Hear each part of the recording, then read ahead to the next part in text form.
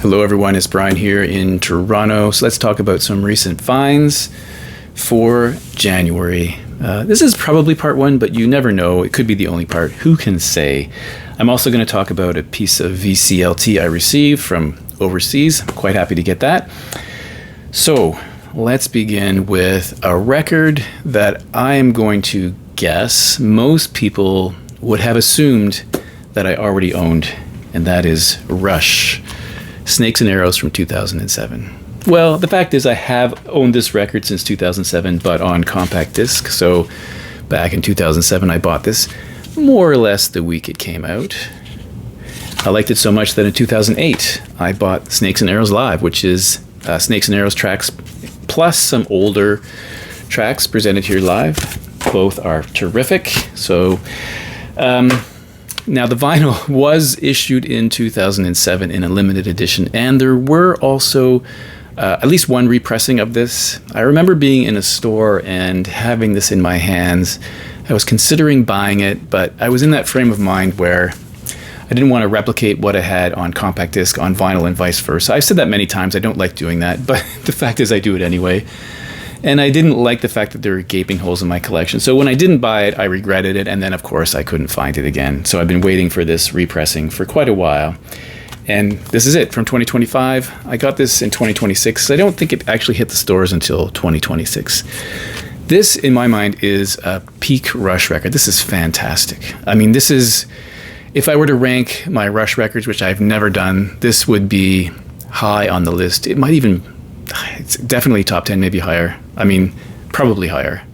It really connected with me. Now, if you're a person who didn't like Geddy Lee's vocals back in the 70s, and I understand why you might not have appreciated it, you might like later Rush because he sings in a lower vocal register, which, you know, is not so screechy, not so high.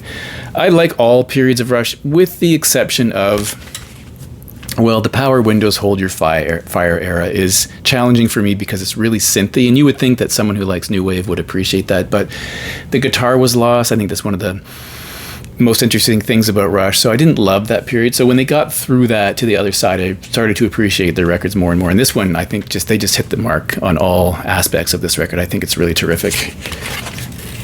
In fact, if I had one of those magical spreadsheets that Steve has from A is for Alice, B is for Bob, C is for something, and I had the energy to put in every time I listened to a record, I would guess that this might be the Rush record I've listened to the most, which sounds insane because, you know, they released records in the 70s, and I've had records from Rush for years, but this one was a constant companion on my CD player, always. I took it in the car with me.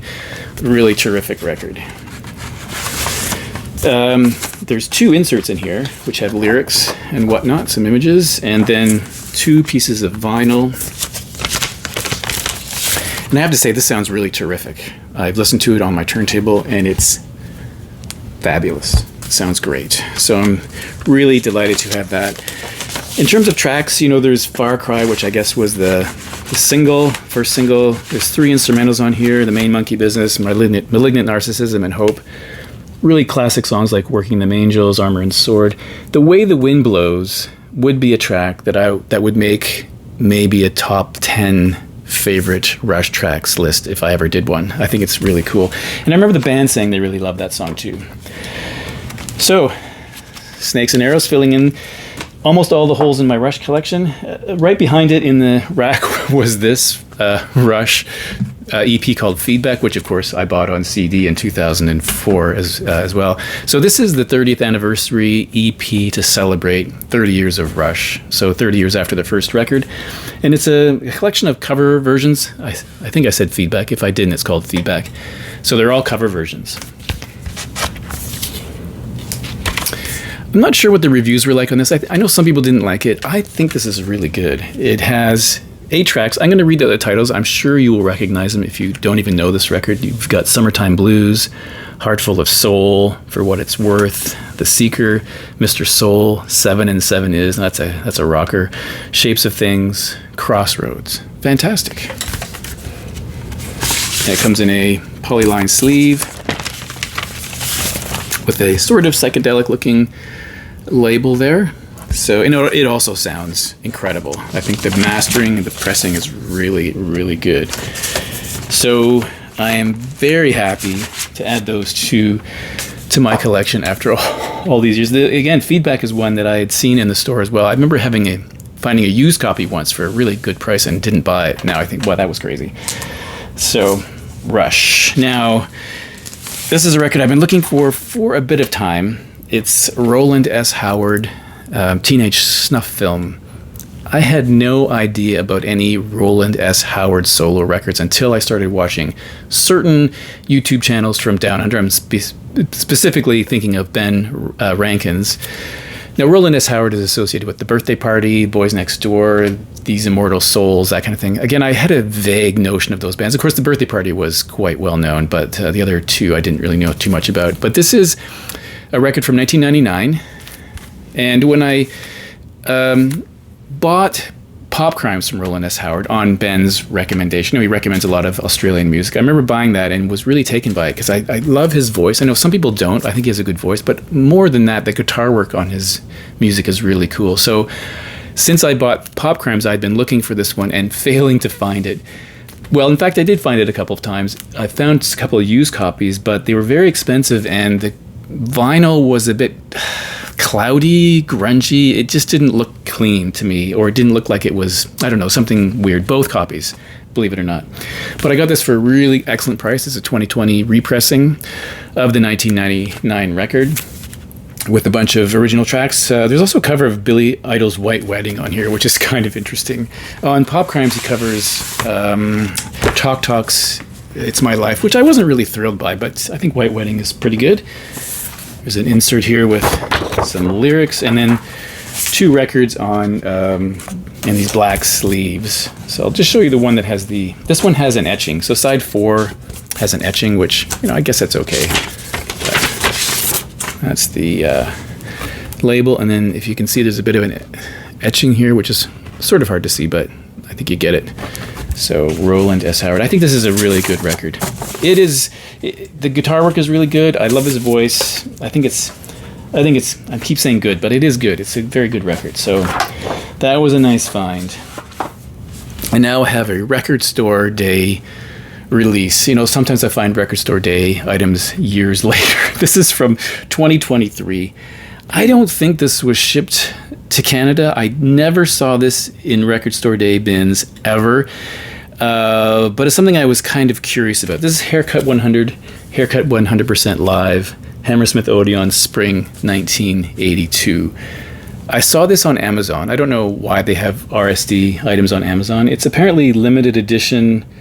I think there's 1,200 copies of this.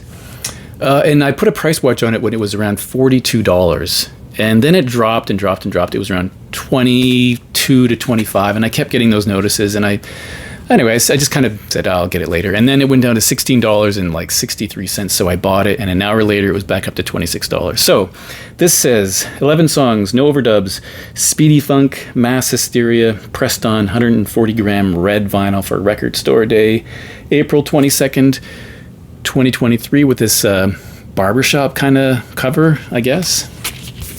There's the back. This band really only did one record. Well, they did two, but they did one with Nick Hayward. There were some 12-inch singles, and then he left. The band did another record, but I've never heard it. I don't think it's as good as the first one. Now, the first record I've talked about many times because it's a record I love. It is so upbeat, so summery. It's got, Love Plus One, that giant hit for them, but a bunch of other tracks that are also really fantastic. Now, this has some of the tracks, but not all, from Pelican West. And it starts with a cover of Lowrider from War, which is kind of cool. Here's the inner sleeve, and I'm going to show you the fantastic red vinyl. I'm not crazy about colored vinyl, but I do like it. As long as it sounds good, I don't care what color it is. It's a pretty cool label, because when it turns on the turntable, when you get the parallel lines facing you, it's actually an interesting thing. I can't really explain it, but you know what I mean. So, and the versions of the songs in here, first of all, the sound quality is good. It's a good recording. And secondly, they're authentic to the album. I have heard some recordings on YouTube from the reformed Haircut 100 recently, where they sing some of these early songs, and Some of them have a change in tempo and pacing, and I think it kind of takes the energy out of them. I haven't heard them all, so I'm happy to hear that this is like the originals, and this is a really fun record, so that was a cool find. Now, for some VCLT, I was going to open it live or semi-live, but I decided to open it because I wanted to listen to it. So I received this box from Chris Mann. You may know his channel as the Vinyl Man. He does a lot of live streams. He's been on other people's live streams. I think he's often seen around. He makes his own videos. So two things to note about him are he's from maybe three things. He's from Wales. He loves greatest hits packages, and he loves a band called the Stereophonics, among others. So he sent me this package, which includes. I'll show you what's in here. First of all, there is this turntable mat from Dale's Music Store in Tenby. You'll see the address right there. He sent me this little card for the music store, including some QR codes to find them, and this sticker from the same record store. And the main thing in here is a copy of a Stereophonics record called Make 'Em Laugh, Make 'Em Cry, Make 'Em Wait, which is their latest release. Now, this band is from Wales, coincidentally. I have streamed a song here or there, but I didn't really get into it, and I know he really promotes that band. So let me see what the hype sticker says here. It says, the new album includes There's Always Gonna Be Something and Make It On Your Own, limited edition, heavyweight Coke, bottle, green, vinyl. You're not gonna be able to see that, probably. So I didn't show you the back yet. The inner sleeve the inner gatefold with lyrics, and let's take this out of here. I will put a link to Chris's channel in case you don't know who he is. I've been on several of his live streams. It's always a fun time. That's side A and side B. So I was going to open this, as I say, during the video, but I wanted to have a chance to listen to it, and I have listened to it. I haven't looked up reviews or anything. I just wanted to get a sense of this album. And of course, after listening to it once, you don't often know exactly how you feel about it. But first time through, I have really enjoyed this record. So it makes me think that I will certainly listen to some other music from the Stereophonics to see what I think. But so far, so good. So Chris, thank you very much for sending this at great expense. I mean, as I've said before, shipping within Canada and to Canada and out of Canada is stupidly expensive. So anyone who takes the effort and the expense of sending me a record, I'm really happy to receive this. So thank you very much. I will play this many times and cherish it and think of you every time I play it. So thank you very much. And thank you all for watching. I will see you in the next video.